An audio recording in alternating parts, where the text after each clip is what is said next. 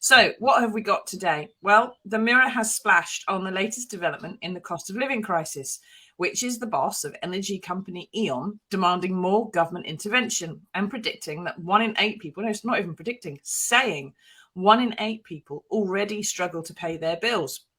Michael Lewis says people are at the edge and it will get worse. Now, can you explain something to me here, Jason? E.ON made a profit of £6 billion last year. If the energy company bosses think people can't afford to pay it, why don't the energy companies lower their prices? Okay, I'm going to be slightly fair to an energy company for the first time in my life. E.ON is a German-owned company, and it was 6 billion profit was its international operations. I think its profit in the UK was actually slightly less than that, about but it was substantial. Oh, only a few billion. Oh, okay, fair enough. So about 840, I think. So yes, there is a question of whether the energy companies can do more, though in this instance the fundamental problem is not the energy companies but the oil and gas companies which are extracting the energy they use. Now those are the ones who are profiteering. That's the Shells and BPs, because they're doing absolutely nothing, but because of the squeezing global energy prices, they are making vast fortunes. They both recorded record profits in the last quarter of last year. Now that's where the windfall tax should go. Yeah. That doesn't mean the energy companies shouldn't necessarily do more, but the real villains in this piece are the oil and gas companies. But why can't someone have a word with the energy suppliers, the energy extraction companies, the Shell and the BP and the energy providers, and say, all right, I appreciate that there's a war on, and I appreciate that, the market has changed because Russia now suddenly no one wants to buy their oil and gas, and therefore you're putting the price up of what you've got and there's less of it. But could you possibly make it a bit more reasonable? Well, that is the key question. And very politely, the Chancellor, Rishi Sunak, has been asking that exact question. In the kind of vain hope that the energy companies might do something, but they're sitting there going, "No, thank you, we're making lovely, lovely profits." So Sunak's kind of line at the moment is, as he edges towards this windfall tax, which is looking more and more inevitable, is to say, "Look, you start doing something, particularly invest in more renewables, and we may hold off on the windfall tax." It hasn't worked at all. I mean, they have invested, but not necessarily in renewables and not necessarily in the UK. Sunak is now kind of in this jam of having kind of threatened them. They haven't reacted. So he needs to do something. And as the boss at E.ON said, 20% of people now in fuel poverty, that could rise to 40% come October when we start turning our heating on again and it gets cold. This is a staggering number of people who are going to face real hardship. And it's it hits the poorest the hardest, but it does go quite a long way up the income scale. If your fuel bill is suddenly going from up to kind of, £300 a month, that's unaffordable for most people. Exactly. And it's not just people at the bottom, it's people in the middle as well. Now, Sean says, if you put tax on them, they'll just pass it down to us. He has a point, doesn't he? You could put a tax on energy companies and they would just say, well, thank you very much. And they'll just add it to their bills. But isn't there some way of levying a windfall tax? Didn't Gordon Brown do this that actually sort of stopped it being passed on? Well, actually, there's a long history of windfall taxes. And one of the interesting things going on is the briefings over the weekend was that Downing Street is the one resisting the windfall tax, I-10 Downing Street. And they're the ones who are arguing. The quote which came out was that people close to Boris Johnson say it's unconservative. Now, I don't think anybody cares. It's not unconservative, but not only, as you mentioned before, did Gordon Brown do windfall tax. Margaret Thatcher in the early 1980s did two. She did one on oil and gas and one on the banks. So how that squares being unconservative, I don't know. And I remember when Gordon Brown first kind of raised the prospect of a windfall tax, which he subsequently went on to introduce, there were kind of howls from the Tories going, "Oh, this will deter investment. This will, they'll just pass them across. None of that happened. They coughed up, the money was used. And in fact, there's even the oil and gas giants have said, that a windfall tax won't deter them from investing. They have to invest. That's their business. So no, I don't follow that argument at all. I think the main sticking point, well, there's two sticking points. One is they don't want to give ground to Labour. This was Labour's original idea. Keir Starmer may go running with it. He's been, saying, and right from the beginning, that a windfall tax is one of the fairest ways to help people. It wouldn't resolve all the issues, but it would, probably hand people a kind of at least £400 towards the cost of energy bills. It is politically humiliating for the Tories to have to take the lead with a person they labelled as Captain Hindsight. That's inconvenient for them. Against that is this kind of, the huge political pressure to actually do something. And you don't have to look very far. You look at the Australian general election over the weekend. The two key issues were cost of living and climate change, not culture wars, not war and woe. The Tories and not Labour, immigration, cost of living, climate change. Yeah, and both main parties have had people in Australia working with those election teams, so they will be getting feedback as to what the how things worked, what the messages were, and what the effects and how people are feeling. So there will be some of that feeding back into our own next general election, perhaps. Now, get into the comments, ask us your questions. What do you think Rishi Sunak should do? Don't just say tax. Why? Why do you think that should work? What do you think the problems would be? How can he deal with this? Mina says, the government should be stepping in to help the people. Other countries are helping their citizens. Other countries are doing a lot more, aren't they, Jason? And it does seem that, 1 in 8 people is 12% of customers at the moment in good weather can't afford really to pay their electricity bills, heating bills. And Mr. Lewis here reckons that up to 40% will be struggling to pay their bills by October. And he says that's how many his company reckon will be in fuel poverty by the winter. That is paying more than a tenth of their household income just on energy and fuel. And he declined to say when asked whether there should be a windfall tax, but he did urge the government to tax those with the broadest shoulders, quote unquote. But that's the opposite of what's happening at the moment, isn't it, Jason? That the national insurance rise, for example, disproportionately affects those who earn the least. Even those perhaps who aren't paying income tax are going to have to be paying more in national insurance. Yeah, I mean, the problem with national insurance is it hits the low paid and the youngest the worst, while pensioners who are sitting on quite a lot of wealth from equity in their homes didn't get taxed at all from it, apart from those few minority of pensioners who actually do work. So it was a very blunt tax to raise money.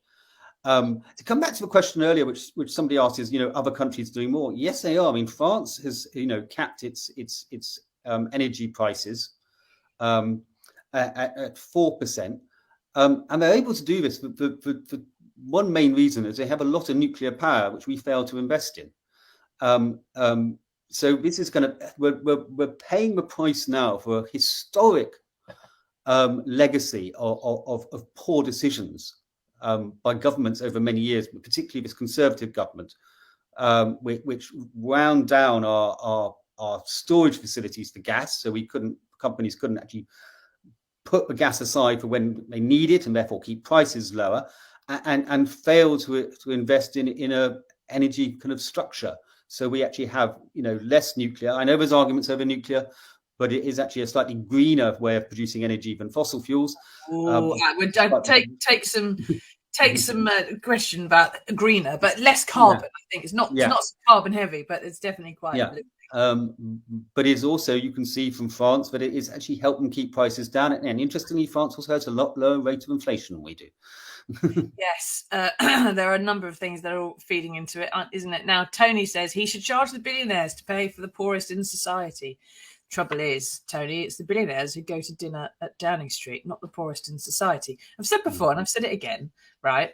Every time that the Prime Minister has a dinner privately with people who are giving him ideas about policies and this, that, and the other, which is absolutely fine by me, and millionaires and billionaires have a right to be at that table, and people who run businesses, there should be someone there from a local football club. There should be a single mum. There should be a disabled person. There should just be a range of people in there saying you should do this, that, or the other. A people's panel or something, if you like, that goes to have dinner with the Prime Minister, rather than this business of paying 250 grand a year and you get to go and have steak at Downing Street and have a word in his shell like about who you'd like him to tax, which is anybody other than yourself. Now, Tom says, who has the money to pay thousands of pounds to fill their oil tank?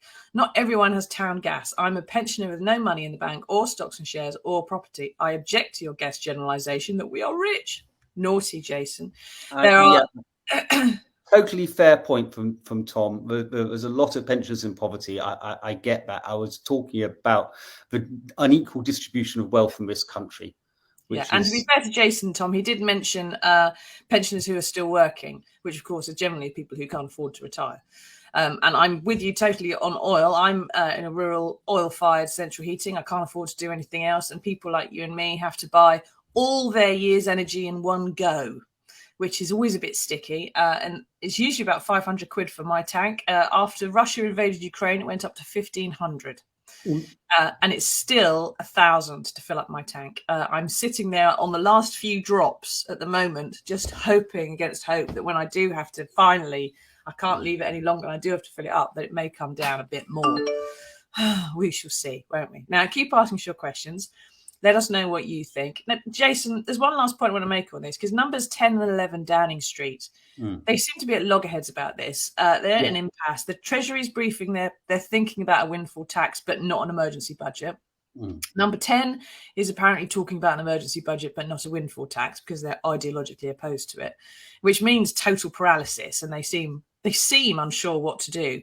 But am I being cynical, Jason? Is there a chance that they're holding off on a big announcement until, let's say, the day after the Sue Gray report is published? What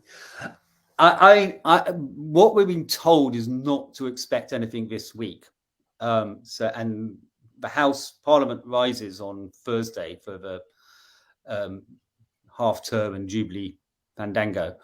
The problem is, politically for the Tories, is the longer they leave it, the more they look like they're dithering, and therefore they don't understand the crisis. But when they do act, and something has to happen, that they won't get any gratitude for it, and it won't be enough. And that's the biggest headache, is trying to find a package of reforms and support which actually people really generally notice and are grateful for. And Johnson has told the Welsh Conservative Conference last week, that work is the best way to help people with the cost of living, slightly ignoring the fact that he's just taxed work. Well, he's taxed work, and actually 67% of families in poverty have at least one person in work anyway. So stagnant wages at a time of rising inflation ain't helping. So they are, as you say, they are at loggerheads over the kind of the best way to help. They can't see a plan which suits everybody, and when they do produce something, it's got to be pretty substantial. And just saying, we're going to cut income tax, that's not going to wash when you just put up national insurance. Saying we'll cut corporation tax or business help with business taxes, that's not going to help when you put corporation tax up. So they are just kind of remedying or undoing stuff they've already done. Nobody's going to be grateful for that.